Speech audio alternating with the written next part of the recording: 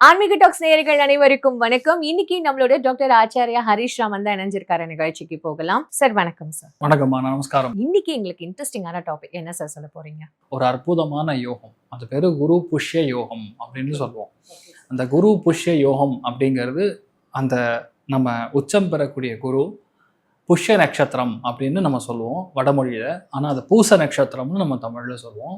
அதே மாதிரி ஏகப்பட்ட நல்ல விஷயங்களும் ஒரு விஷயத்த நமக்குள்ள, நான் சொல்றது ரெண்டா பிரிச்சிடலாம். அகம் புறம் அப்படின்னு பிரிச்சிடலாம். அகத்தை மேல்படுத்தக்கூடிய அற்புதமான டைமிங் இந்த 60 நாட்கள். ஒன்று. இன்னொரு ஆங்கிளில் நம்ம ஆட்களுக்கு அதெல்லாம் பக்கத்தில் வைங்க சார், நமக்கு என்ன நடக்கும், 12 ராசிக்கு ஏதாவது தேருமா தேராதா அப்படின்னு கேட்கக்கூடிய நபர்கள் தான் அதிகமாக இருப்பாங்க. அதனால நான் ஒன்றே ஒன்று தான் சொல்லேன், 3 ராசிகளுக்கு ஜாக்பாட்னு சொல்லலாம். அதில் முதல் கடகம், விருச்சிகம், மீனம். இந்த 3 ராசிகள் கண்டிப்பாக வெளியூர் போகிறது, வெளிநாடு போகிறது, ஃபேமிலி செட்டில் ஆகிறது, குழந்தை பிராப்தம் ஆகிறது, மன நிம்மதி கொடுக்கறது, எல்லாத்துலேருந்து பிரச்சனைகள்லேருந்து வெளிப்படக்கூடிய, மெயினாக வேலையில் நிரந்தரத்தன்மை கொடுக்கக்கூடிய அற்புதமான ஒரு தருணம். ரிஷபம், கன்னி, மகரம், இவங்க அத்தனை பேருக்கும் வாழ்க்கை துணைக்கு பெரிய அதிர்ஷ்டத்தை கொடுக்கும். வீடு வாங்குறது, நிலம் வாங்குறது, சொத்துக்கள் வாங்குறது, பொருளாதாரத்தில் முன்னேற்றத்தை கொடுக்கறது, அம்மாவுடைய ஹெல்த்தில் நல்ல முன்னேற்றம் கொடுக்கறது, பிரச்சனைகள்லேருந்து ஓய்வதுங்கிற மாதிரி கம்ப்ளீட்டாக ஒரு சேஞ்சு இந்த 3 ராசிகளுக்கும் ஏற்படும். மிதுனம், துலாம், கும்பம், இவங்களுக்கு பணம் எங்கிறது வரும்னு தெரியாது, பஞ்சா பறந்துட்டு வரும். தன குடும்ப வாக்குஸ்தானத்தில் இந்த மாதிரி காம்பினேஷன் குரு புஷ்ய யோகம் ஏற்படுது அப்படின்னா, நின்று போன பணம், வராத ஃபேமிலி, விட்டு போன ஹஸ்பண்டு, விட்டு போன ஒய்ஃபு, இந்த மாதிரி இவங்கெல்லாம் ஒன்று சேரக்கூடிய ஒரு பிராப்தம் அப்படிங்கிறது வரும். 6ஆம் இடம் 10ஆம் இடம் ஆக்டிவாக இருக்கனால அடுத்த 2 மாதம் வேலையில் நீங்கள் தான் நம்பர் 1, நீங்கள் தான் ராஜா, நீங்கள் தான் ராணி. அது மிதுனம், துலாம், கும்பத்துக்கு ஏற்படக்கூடிய வாய்ப்புகள் மிக மிக அதிகம். 12 ராசிகளுக்கும் குரு புஷ்ய யோகம் தரும் 6 அற்புத பலன்கள் என்னன்றத பார்க்கலாமா சார்? மிதுன ராசிக்கு குரு புஷ்ய யோகம் தரும் 6 அற்புதமான பலன்கள் சொல்லுங்க சார். குடும்ப வாய்ப்புகள் ரொம்ப அற்புதமாக இருக்கும். குடும்பமே இல்லை சார், எனக்கு டிவோர்ஸ் ஆயிடுச்சு, இந்த ஒரு 60 நாள் ஏதாவது தேருமா, ஏதாவது பொண்ணு கிடைக்குமா, இல்லை ஏதாவது ஒரு பையன் கிடைப்பான், எனக்கு 45 வயசு ஆச்சு, எனக்கு கல்யாணம் ஆகுமான்னா, மிதுனத்தில் பிறந்தவங்க ஒருத்தருக்கும் அதுக்கான சான்ஸ் ஜாஸ்தி. 80% ஆஃப் த சான்ஸ் குடும்பம் அமைவதற்கு. ஏன்னா நல்லா புரிஞ்சுக்கணும், தன குடும்ப வாக்குஸ்தானம் காலபுருஷனுக்கு 4ஆம் இடம், சந்திரனுடைய வீட்டில் பூச நட்சத்திரத்தில் குரு சஞ்சாரம் செய்கிறார். கரெக்டாக இந்த 60 நாட்கள் குரு புஷ்ய யோகத்தில் இருக்கும்போது குடும்ப உறுப்பினர்கள் அதிகரிப்பார்கள். அப்போ என்ன அர்த்தம், மிதுனத்தில் ஒருத்தர் இருக்காருன்னா உங்கள் வீட்டில் அந்த குழந்தைக்கு, அந்த பையனுக்கு குழந்தை பிறக்கும். அப்போ ஒன்று நீங்கள் தாத்தா போகிறீங்க, இல்லை அப்பா போகிறீங்க, குடும்பமே இல்லைன்னா குடும்பம் உருப்படும். அதாவது அடுத்த லெவலுக்கு முன்னேற்றம்ங்கிறது கண்டிப்பாக கொடுக்கும். 2வது, சின்சிட்டிஸ் தன பிராப்தம் கொடுக்கக்கூடிய ஒரு பாவமாக இருக்கிறதுனால ரொம்ப பழைய கடன் முடிக்கவே அப்படிங்கக்கூடிய ஒரு கடன் இல்லையா, ஆல்ரெடி ரொம்ப நாள் முன்னாடி வாங்கியிருக்கோம், ஆனால் இப்போ திருப்பி கொடுக்கக்கூடிய ஒரு நிலைமை வரும் அப்படின்னா அந்த 2மே நடக்கும். ஒன்றும் கடன் அடைக்கக்கூடிய வாய்ப்புகளும் ஏற்படும். அதே மாதிரி உங்களுக்கு புதுசாக யாராவது பணம் கொடுக்கணும், ரொம்ப நாள் முன்னாடி வாங்கியிருக்காரு, வீடு கட்டணும்னு சொல்லி பணம் வாங்கியிருக்காரு, திருப்பி கொடுக்கலன்னா இந்த மாதிரி சமாச்சாரத்துக்கு உங்களுக்கு கண்டிப்பாக உங்களுக்கு பணம் திருப்பி கிடைக்கக்கூடிய வாய்ப்புகள் ஏற்படும். பெண்களுக்கு நற்செய்தி என்னன்னா, இந்த 60 நாட்கள் தங்கம் வாங்கக்கூடிய, வெள்ளி வாங்கக்கூடிய பிராப்தம் மிக மிக மிக மிக மிக மிக அதிகம். குரு புஷ்ய யோகத்தில் 60 நாட்கள் கரெக்டாக பிளான் பண்ணும்போது பெண்கள் ஒன்று சீட்டு கட்டுவீங்க, நகை சீட்டுன்னு சொல்லுவோம், அது எல்லாரும் கட்ட மாட்டாங்க, ஒரு சில பேர். ஆனால் இந்த டைமில் நீங்கள் ஆரம்பிச்சிங்கன்னா கண்டிப்பாக பெரிய அளவுக்கு வெற்றி பெறும். அதனால் இந்த தங்கம் சம்மந்தப்பட்ட நிறுவனங்கள் எல்லாமே நல்லா பிளான் பண்ணி நீங்கள் அக்ஷய திருத்திக்கு மார்க்கெட்டிங் பண்ணுறியோ இல்லையோ, இந்த குரு புஷ்ய யோகத்துக்கு நீங்கள் மார்க்கெட்டிங் பண்ணும்போது தங்க முதலீடுகள் அப்படிங்கிறது ரொம்ப அளவுக்கு பெரிய அளவுக்கு கொடுக்கும். நான் சொல்கிறது வாங்குறதுங்கிறது சீட்டு போடுறதும் வாங்குறது தான். அவங்களுக்கு தேவைகள், இப்போ மிடில் கிளாஸ் இருக்காங்க, ஒரு பொண்ணுக்கு கல்யாணம் இல்லை பையனுக்கு கல்யாணம், அப்போ தான் கரெக்டாக தங்கம் வாங்குவோம். சும்மா டெய்லிலாம் அவங்க தங்கம் வாங்க மாட்டாங்க. இந்த மாதிரி விஷயங்கள். 2வது, ஒரு மளிகை கடை ஆரம்பிக்கணும், ஒரு பேசிக்காக நம்ம ஒரு வியாபாரத்தில் இறங்க போகிறோம், அந்த வியாபாரத்தில் நான் பெரிய அளவுக்கு முன்னேற்றம் கொடுக்கணும். ஆனால் இதுதான் கரெக்டான டைம். யார் பேரில் ஆரம்பிக்கலாம்? ஒய்ஃப் பேரில் ஆரம்பிக்கலாம், கணவர் பேரில் ஆரம்பிக்கலாம். அதாவது வாழ்க்கை துணை யாராக இருக்காங்களோ அவங்க பேரில் நம்ம ஆரம்பிக்கும் போது கண்டிப்பாக பெரிய அளவுக்கு வெற்றி பெறும். அப்போ என்ன அர்த்தம், அஷ்டமஸ்தானம் ஆக்டிவாக இருக்குது அப்படின்னா கண்டிப்பாக கணவனாக இருந்தால் மனைவி மூலியமாக பணம் வரும், மனைவியாக இருந்தால் கணவர் மூலியமாக பணம் வரும். ஒருவேளை மனைவி வீட்டார் மூலம் ஏதாவது பணம் வரணும், இல்லை கணவர் வீட்டார்கிட்ட இருந்து சொத்து ஏதாவது வரணும்.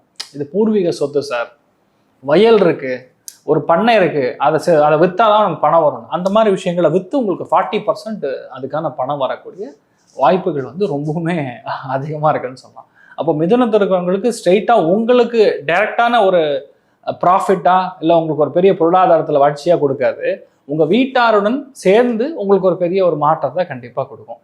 பேசும் தொழில் செய்யக்கூடிய நபர்கள் மிதுனத்தில் இருக்காங்க, இல்லை அவங்க வந்து வாக் சாத்துரியம்னு சொல்லுவோம், லைக் அட்வொகேட்ஸு, ஆடிட்டிங் ப்ரொஃபஷன், அதே மாதிரி சொற்பொழிவாளர்கள், தங்க வியாபாரிகள், ஆசாரிகள், புரியுதா? இவங்க அத்தனை பேருக்குமே இந்த டைம் வந்து ஒரு கோல்டன் டைமிங். இந்த 60 நாட்கள் நீங்கள் பிரிஞ்சு வந்து புதுசாக ஆரம்பிச்சிங்கன்னா கண்டிப்பாக ஜெயிப்பீங்க. அந்த அளவுக்கு வெற்றி கொடுக்கக்கூடிய ஒரு அற்புதமான டைமிங். ஸோ எப்படி பார்த்தாலும் இந்த டைமில் குழந்தை பிராப்தத்துக்கு அருமையான டைமிங். 2ஆம் இடம் தன குடும்ப வாக்குஸ்தானம்னா குழந்தை படிக்கக்கூடிய நிலைமைகள் மாறும். ஒருவேளை நிறைய பேருடைய வீட்டில் மிதுனத்தில் பிறந்தக்கூடிய குழந்தைகள் வந்து பேசாமல் இருந்திருப்பாங்க. அந்த குழந்தைகள் இந்த 60 நாளில் பேச ஆரம்பிச்சிடும்.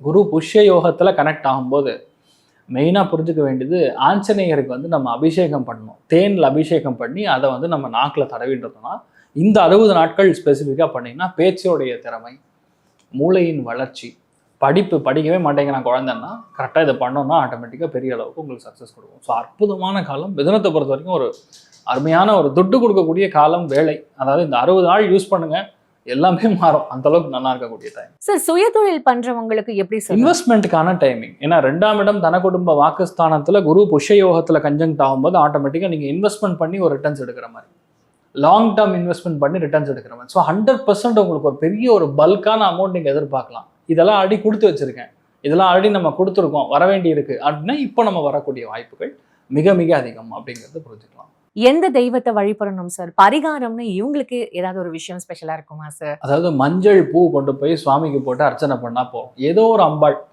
என்ன கேட்டிங்கன்னா திருவாணிக்கால் காவல் போங்க, திருச்சியில் ஒரு வேலை இருந்தீங்கன்னா அங்கே போய் அம்பாளை பார்த்து சுவாமிக்கு வந்து மஞ்சளில் பூ வந்து சுவாமிக்கு போட்டு அர்ச்சனை பண்ணுங்க. உங்கள் பேரில் அர்ச்சனை பண்ணிக்கங்க, அபிஷேகத்தை கொடுங்க, நெய், பசு நெய் வாங்கி சுவாமிக்கு கொடுங்க, தீபத்துக்காக ஏற்றுறதுக்காக கொடுங்க. அருமையான மாற்றங்கள் கண்டிப்பாக கொடுக்கும். இல்லை சார் தானங்கள், நான் உங்களுக்கு சொன்ன மாதிரி குரு புஷ்ய யோகத்தில் தானங்கள் வந்து ரொம்ப பெரிய அளவுக்கு பேசப்படும். அப்படி இருக்கும்போது இந்த நான் உங்களுக்கு சொன்ன மாதிரி இந்த சந்திரன் இருக்கக்கூடிய ஸ்தானம்ங்கிறது பேசிக்கலாக காவேரி நதி இருக்கக்கூடிய இடம் வந்து ரொம்ப பெரிய அளவுக்கு சோபிக்கும். அதில் குரு கனெக்ட் ஆகும்போது நான் உங்களுக்கு சொன்ன அந்த திரைவித்யா குருகுலம்னு சொல்லலாம், வேத பாடசாலைகள், அங்கே சந்திரனுடைய வீடாக இருக்கனால அன்னதானத்துக்கு உங்களால் யதாசக்தி அந்த குழந்தைகள் படிக்கக்கூடிய வேதம் படிக்கக்கூடிய குழந்தைகளுக்கு அன்னதானத்துக்கு நீங்கள் எதாவது பண்ணீங்கன்னா பயங்கரமான மாற்றம் கண்டிப்பாக உண்டு.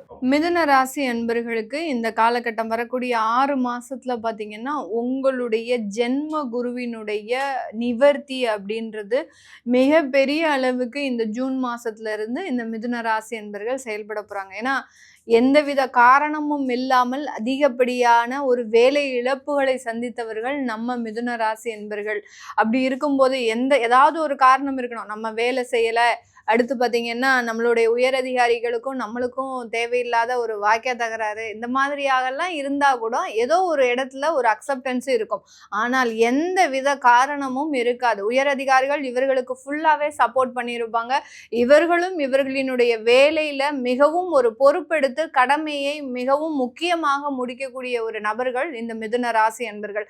அப்படி இருக்கக்கூடிய நபர்களுக்கு கடந்த 1.5 வருடங்களாக பார்த்தீங்கன்னா மிகப்பெரிய அளவுக்கு வேலை இழப்புகள் இருந்திருக்கும். அதே மாதிரி குடும்பம் ரீதியான சில மிகப்பெரிய வழக்குகள், அதாவது குடும்பத்துல இருந்து இந்த மாதிரியான வழக்கை நான் எதிர்பார்க்கவே இல்லை, ஆனா என்னுடைய லைஃப்ல இந்த மாதிரியாகலாம் அவமானங்களை சந்திச்சிட்டேன், அந்த மாதிரியாக அந்த ஜென்ம குரு அவமானங்கள், தேவையில்லாத அசிங்கங்கள், கடன் சம்பந்தப்பட்ட ஒரு விஷயங்கள்ல ஊரை விட்டு வெளியில போறது, அதாவது இது நாள் வரைக்கும் அந்த ஊர்ல மிகப்பெரிய ஒரு அந்தஸ்தோட வாழ்ந்திருந்த மிதுன ராசி என்பர்கள் இப்போ அந்த இடத்துல இருந்து காலியாகி வேற இடத்திற்கு தலைமறைவாக போகக்கூடிய ஒரு அமைப்பு கூட இந்த ஜென்ம குரு இந்த மிதுன ராசி என்பர்களுக்கு கொடுத்துட்டார். இதுல மிகப்பெரிய அளவுக்கு பாதிக்கப்பட்ட நட்சத்திர அன்பர்கள்னு பாத்தீங்கன்னா திருவாதிரை நட்சத்திர அன்பர்கள் தான்.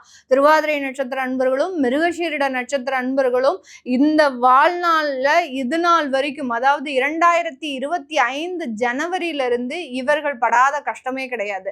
அந்த அளவிற்கு மிகப்பெரிய ஒரு துன்பத்தை அனுபவிச்சிருக்கிறாங்க இந்த மிதுன ராசி என்பர்கள். மிதுன ராசி என்பர்கள் எப்போதுமே பாத்தீங்கன்னா ஒரு தைரியமான ஒரு மனப்பான்மை இருக்கும். இந்த தைரியமான மனப்பான்மையில ஒரு சில குழப்பமான ஒரு முடிவுகளும் இருக்கக்கூடிய இந்த ராசி என்பர்களுக்கு இந்த காலகட்டம் பக்கபலமாக அவர்களுக்கு, அதாவது இவர்களை சுற்றி என்ன நடக்குதுன்னே தெரியாது. இவர்களுக்கு கூட இருக்கிறவங்க எதிரியா, நண்பனா, இல்ல நம்மளை சார்ந்தவர்களா அப்படின்னு கணிக்கிறதுக்கே இவங்களால முடியல. அந்த அளவிற்கு குழம்பி போய் இருக்கிறாங்க. யாரையும் நம்பி ஒரு விஷயம் சொல்ல முடியல.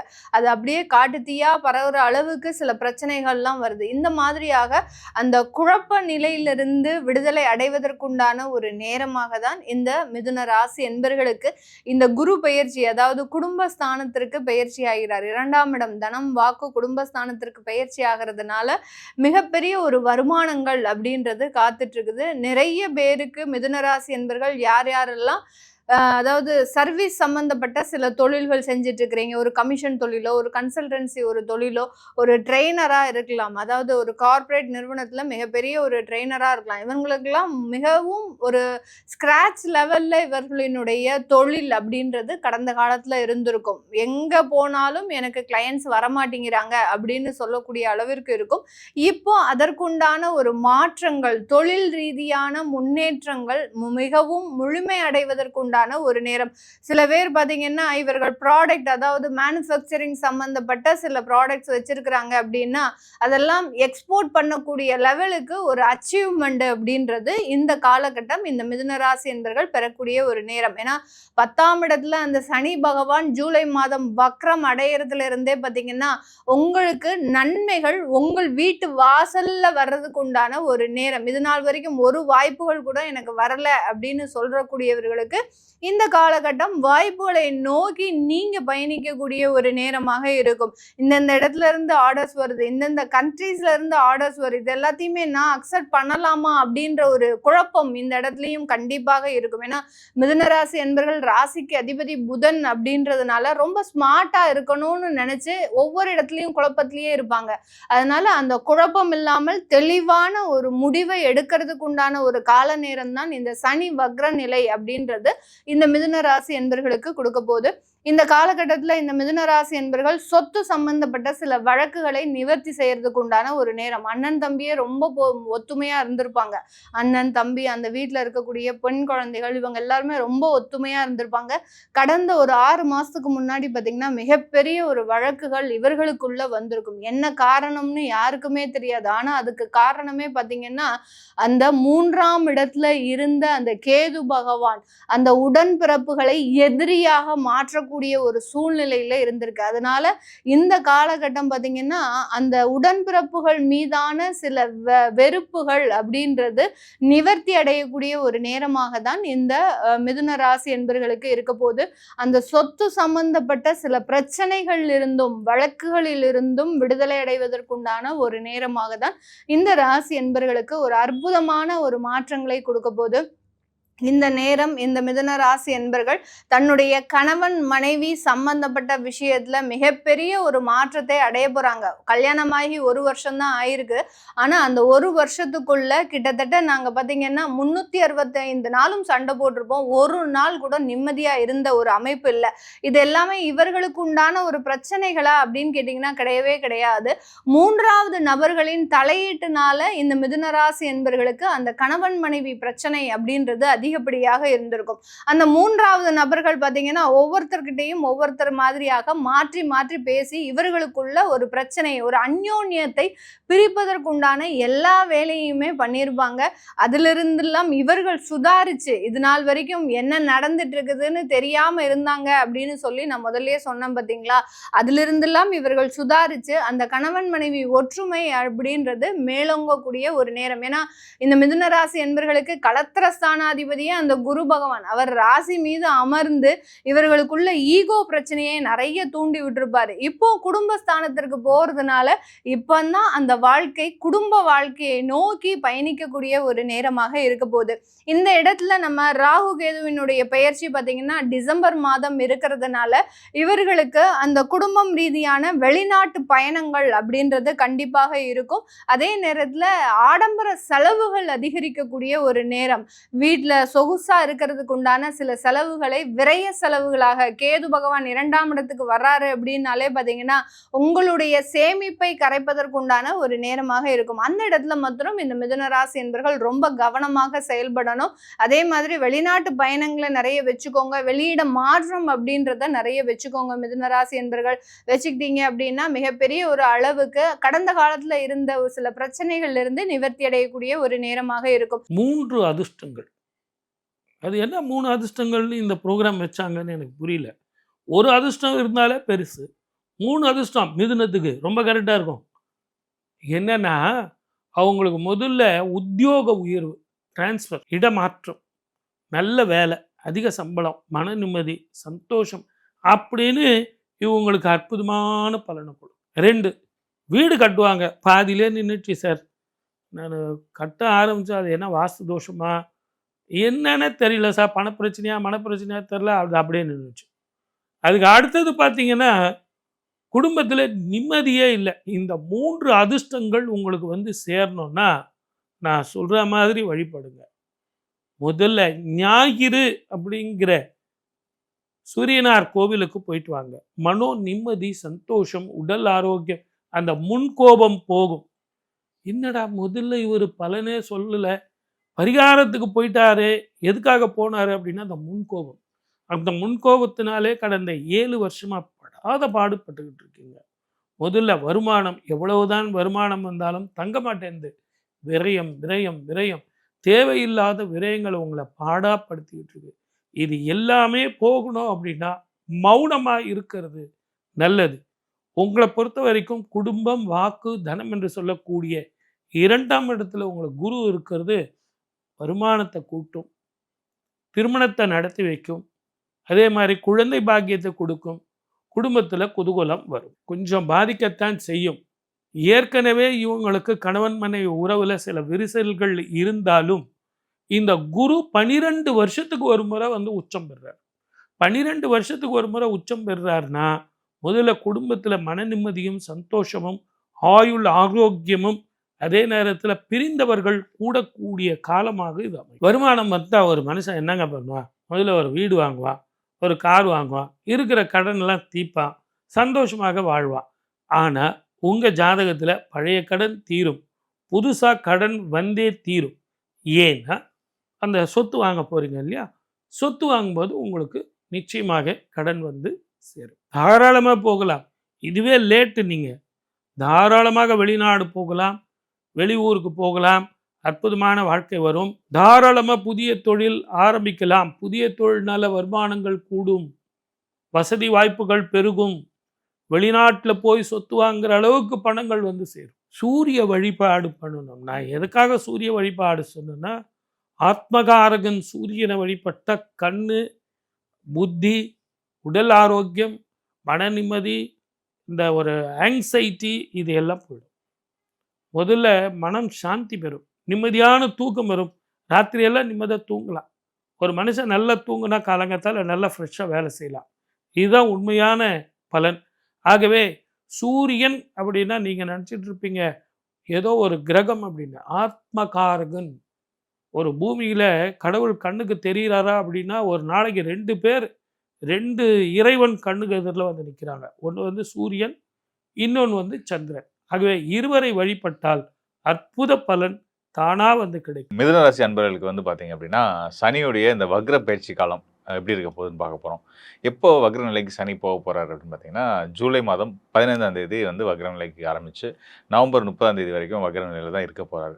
இந்த நாட்கள் குறிப்பிட்ட இந்த ஜூலை டு இந்த நவம்பர் இந்த நாட்கள் வந்து பார்த்திங்கன்னா மொத்தம் 138 நாட்கள் வந்து சனி பகவான் வந்து வக்ர நிலையில் இருக்கார். இந்த வக்ரத்துக்கு போகிறது, அதிசாரத்துக்கு போகிறதுன்றது ரொம்ப ரொம்ப இயல்பான விஷயம்தான். இது வந்து ரொம்ப விசித்திரமான, இது எப்பயுமே நடக்காத ஒரு நிகழ்வெல்லாம் கிடையாது. பொதுவாக கிரகங்கள் வந்து வக்ர நிலைக்கு போகிறதுன்றது ஒரு இயல்பான ஒரு வானியல் நிகழ்வு தான்.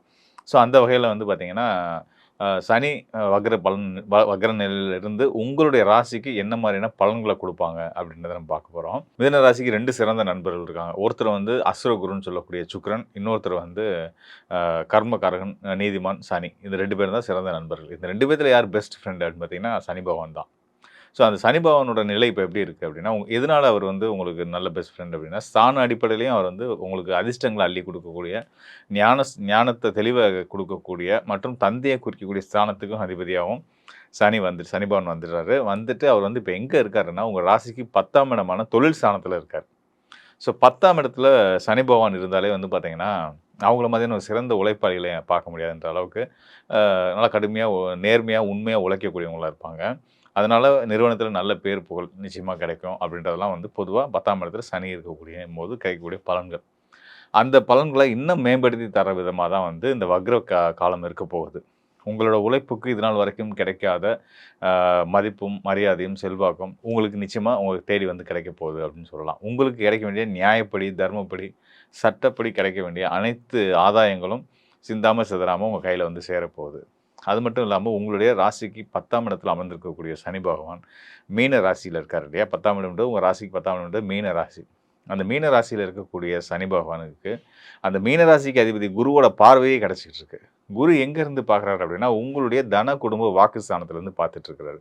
இந்த தன குடும்ப வாக்குஸ்தானம் அப்படின்னா உங்களோட பொருளாதாரம், உங்கள் குடும்ப வாழ்க்கை, உங்களுடைய பேச்சு முறை இது எல்லாத்தையும் சொல்லக்கூடிய ஸ்தானம் தான் வந்து 2ஆம் இடம். ஸோ அந்த 2ஆம் இடத்துல இருக்கக்கூடிய தனஸ்தானத்தில் இருக்கக்கூடிய குரு யாருன்னா உங்களுக்கு 10ஆம் இடத்து அதிபதி. 10ஆம் இடத்து அதிபதி வந்து தனஸ்தானத்துக்கு வர்றதும், தனஸ்தானத்துலேருந்து அவர் வந்து உங்களுடைய பாக்கியஸ்தானத்து சனிக்கு 10ஆம் இடத்துல இருக்கக்கூடிய சனிக்கு பார்வையை கொடுக்குறதும் சிறந்த தர்மகர்மாதிபதி யோகம். இந்த பல இடங்களும் நம்ம பதிவு பண்ணியிருக்கிறோம். இந்த தர்மகர்மாதிபதி யோகம் செயல்படக்கூடிய காலங்கள்லாம் வந்து பார்த்திங்கன்னா, சரியான விஷயத்தில் ஈடுபட்டிருக்கக்கூடிய அந்த ஜாதகர்கள், குறிப்பாக இங்கே வந்து மிதுன ராசிக்காரர்கள் உங்களுக்கு அந்த யோகம் செயல்பட்டு இருக்கக்கூடிய காலமாக இருக்கு இல்லையா? ஸோ இந்த நேரத்தில் வந்து பார்த்திங்கன்னா, உங்களுடைய தொழில் சார்ந்த வேலையில் இருக்கீங்கன்னா, உங்களோட வேலையில் நல்ல பேர் புகழ் முன்னேற்றம் எல்லாம் கிடைக்கக்கூடிய ஒரு அற்புதமான காலம். இந்த காலத்தில் சரியான முறையில் திட்டமிட்டு, தொலைநோக்கா திட்டமிட்டு நீங்கள் எடுத்து வைக்கக்கூடிய ஒவ்வொரு ஸ்டெப்பும் உங்களை வாழ்க்கையில் மிக சிறந்த உயரத்துக்கு கொண்டு போகும். நீங்கள் நினச்ச இலக்கை அடைய வைக்கும் அப்படின்றத நான் உறுதியாக இங்கே நான் சொல்ல விரும்புகிறேன்.